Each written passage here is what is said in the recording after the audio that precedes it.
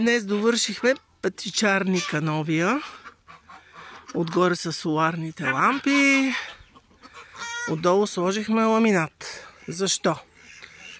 Защото се оказа, и отпред и отзад, защото се оказа, че патките и кокошките, като видят бяло, се побъркват.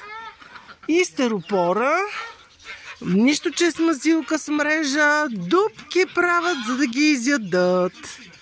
И в крайна сметка свършихме работа и след един ден се наложи да ремонтираме наново.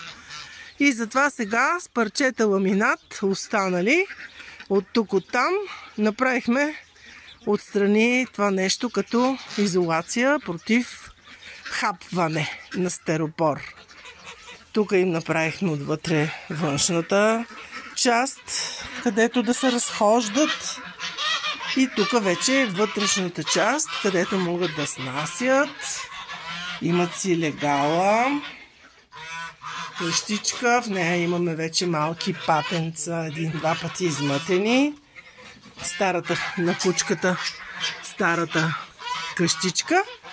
И сега тук се дава вечерята и затова е такъв глъч. Голяма гитка.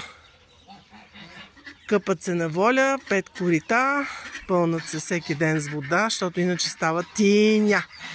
От земята вкарват вътре и умират от кеф, че е кално. Голяма радост. Та така.